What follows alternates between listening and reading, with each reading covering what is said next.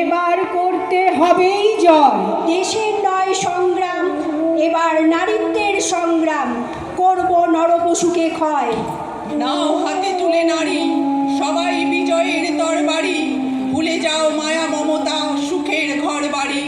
কেটে ফেলো সেই নরপশুকে, মুছে যাক কাম লোভ, বিজয় রথের সারথি হয়ে মুছে ফেলো সব ক্ষোভ। মা মাসি আর বোন ঠাকুমার সব পরিচয় ছেড়ে নারী তোমরা বাঁচাও নারীত্ব এই সমাজের পরে।